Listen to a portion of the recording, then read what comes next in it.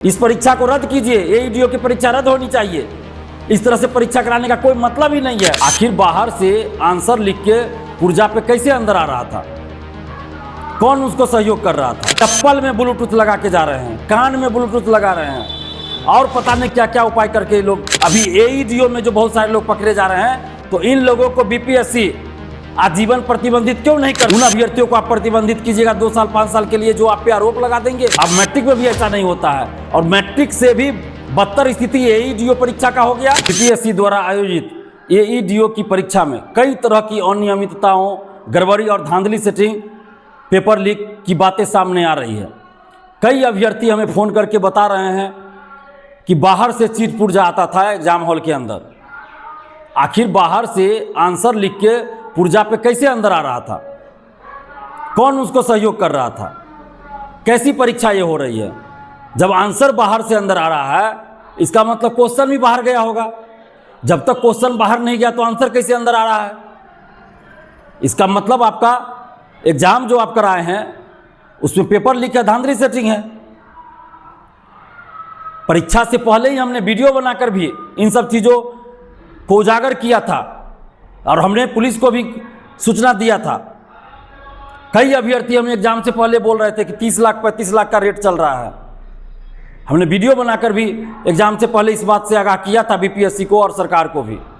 हम धन्यवाद देते हैं बिहार पुलिस को, हम धन्यवाद देते हैं आर्थिक अपराध इकाई को, जिन्होंने तत्परता से काम किया और बहुत जगह से सेटरों को और धांधली सेटिंग में संलिप्त अभ्यर्थियों को पकड़ा है। इन लोगों ने चप्पल में ब्लूटूथ लगा के जा रहे हैं, कान में ब्लूटूथ लगा रहे हैं और पता नहीं क्या क्या उपाय करके लोग धांधली सेटिंग कर रहे हैं। लेकिन बीपीएससी क्या कर रही है? जब बीपीएससी से कोई सवाल करते हैं अभ्यर्थी, कुछ आरोप लगाते हैं, तो 2 साल 3 साल 5 साल के लिए प्रतिबंधित कर दिया जाता है अभ्यर्थियों को। लेकिन जो धांधली सेटिंग, पेपर लीक में संलिप्त पाए जाते हैं, टीआरई 3 में 266 लोग पेपर लीक में संलिप्त पाए गए। अभी एईडीओ में जो बहुत सारे लोग पकड़े जा रहे हैं, तो इन लोगों को बीपीएससी आजीवन प्रतिबंधित क्यों नहीं करती है? जब तक पेपर लीक, धांधली सेटिंग में संलिप्त अभ्यर्थियों को आजीवन प्रतिबंधित नहीं किया जाएगा, तब तक पेपर लीक, धांधली सेटिंग किसी भी परीक्षा में नहीं रुकने वाली है। क्योंकि धांधली सेटिंग और पेपर लीक कराने वाले लोगों के मन में डर ही नहीं है। उसको तो लगता है कि अगर हम पकड़े भी जाएंगे तो 1 महीना 2 महीना में बाहर ही आ जाएंगे। तो आजीवन प्रतिबंधित कीजिए, कोई भी परीक्षा नहीं दे पाए हो। क्यों नहीं आप करते हैं आजीवन प्रतिबंधित? सिर्फ अब उन अभ्यर्थियों को आप प्रतिबंधित कीजिएगा 2 साल 5 साल के लिए, जो आप पे आरोप लगा देंगे, जो आपसे कोई सवाल कर देंगे, और जो धांधली सेटिंग, पेपर लीक में संलिप्त पाए जाते हैं, उस पर क्यों नहीं आप कार्रवाई करते? आजीवन प्रतिबंधित कीजिए। और ऐसी परीक्षा का क्या मतलब? मैट्रिक में भी इस तरह की बात अब नहीं होती है। मैट्रिक की परीक्षा भी अब इससे ज़्यादा अच्छे से होती है। बहुत वर्षों पहले मैट्रिक की परीक्षा में हम लोग सभी लोग जानते हैं कि चीट पुर्जा बाहर से जाता था। अब मैट्रिक में भी ऐसा नहीं होता है, और मैट्रिक से भी बदतर स्थिति एईडीओ परीक्षा का हो गया कि बाहर से चीट पुर्जा जा रहा है। कोई चप्पल में ब्लूटूथ लगा के जा रहा है, कोई कान में लगा के जा रहा है, कोई कुछ कर रहा है, कोई कुछ कर रहा है। तो ऐसी परीक्षा का क्या मतलब? इससे तो अच्छा था परीक्षा नहीं लेते, बोली लगा देते। जो ज़्यादा पैसा देता है उसको डायरेक्ट नौकरी दीजिए। क्या जरूरत है परीक्षा का नौटंकी करने का? ऐसी परीक्षा हमने आज तक नहीं देखा, प्रतियोगी परीक्षा। और इस तरह की बात हो कि चीट पुर्जा अंदर जाए, बाहर से चीट पुर्जा लेके जाए लोग, और उसको पहुंचाने वाला, बायोमेट्रिक कराने वाला स्टाफ सब ले जाके पहुंचाता है, कोई वीडियोग्राफी करने वाला लेके पहुंचाता है, कोई स्टूडेंट खुद ही लेके आता है। कई जगह से अभ्यर्थी हमको फोन कर रहे हैं कि बाहर से कागज पे, छोटा सा कागज पे आंसर लिखा हुआ है, अभ्यर्थी भी लेके आए हैं। कई कई बायोमेट्रिक वाला, वीडियोग्राफी वाला, तो कोई पहुंचा रहा है, कई इन्विजिलेटर पहुंचा रहे हैं। ये कैसी परीक्षा आप करा रहे हैं? इस परीक्षा का कोई मतलब नहीं है। इस परीक्षा को रद्द कीजिए, इस परीक्षा को रद्द कीजिए। एईडीओ की परीक्षा रद्द होनी चाहिए। इस तरह से परीक्षा कराने का कोई मतलब ही नहीं है। इससे अच्छा कि परीक्षा नहीं कराइए, काउंटर खोल दीजिए, बोली लगा दीजिए, पैसा देगा डायरेक्ट ज्वाइनिंग लेटर दे दीजिए, वो ज़्यादा अच्छा रहेगा।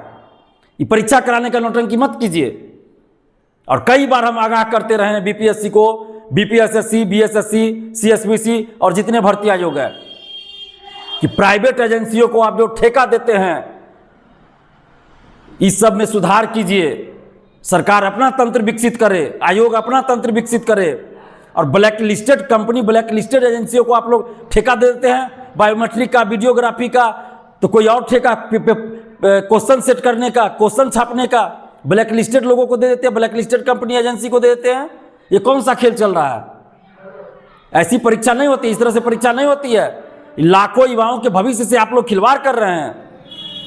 और कई बार हम कह चुके हैं कि बायोमेट्रिक कराने वाले, वीडियोग्राफी कराने वाले ऐसे कर्मचारियों, ऐसे लोगों पे खास के नज़र रखिए, क्योंकि ये लोग धांधली सेटिंग का नया जरिया बन गए हैं। बायोमेट्रिक और वीडियोग्राफी वाले, बायोमेट्रिक भी मैनेज हो रहा है। जो TRE 1, 2, 3 में सेलेक्ट हुए हैं, दूसरा के बदला में दूसरा कोई बैठा बायोमेट्रिक पैसा लेके मैनेज हो रहा है, बहुत जगह हो चुका है। ये कौन सा खेल चल रहा है? हम BPSC से कहना चाहते हैं, कहने के लिए संवैधानिक संस्था है, काम भी कीजिए वैसा, उदाहरण प्रस्तुत कीजिए। जहां भी BPSC अच्छा काम करती है हम खुद तारीफ करते हैं। जितने भी लोग पकड़े जा रहे हैं या अभी तक पकड़े गए हैं धांधली सेटिंग पेपर लीक में, उन सबको आजीवन प्रतिबंधित कीजिए। देखिए आगे से इस तरह की घटना रुक जाएगी। और इस परीक्षा को रद्द कीजिए, कोई मतलब नहीं इस परीक्षा से, इस परीक्षा का अब कोई मतलब नहीं है। और आर्थिक अपराध और बिहार पुलिस से हम आग्रह करते हैं कि पूरी निष्पक्षता के साथ जांच कीजिए और जो भी इसमें संलिप्त हो सब पे कार्रवाई कीजिए, जेल भेजिए। और हम धन्यवाद देते हैं बिहार पुलिस और आर्थिक अपराध इकाई को, जो हम लोगों की सूचना पे त्वरित कार्रवाई पटना पुलिस और आर्थिक अपराध इकाई के द्वारा किया जाता है। और आप जितने भी अभ्यर्थी हैं, आप सबसे हम आग्रह कर रहे हैं कि आपके पास कोई भी जानकारी हो धांधली सेटिंग पेपर लीक से संबंधित, AEDO की परीक्षा से या किसी भी परीक्षा से संबंधित कोई भी जानकारी हो, पेपर लीक और धांधली सेटिंग का या किसी भी गड़बड़ी का, तो आप आर्थिक अपराध इकाई को उसकी सूचना जरूर दीजिए।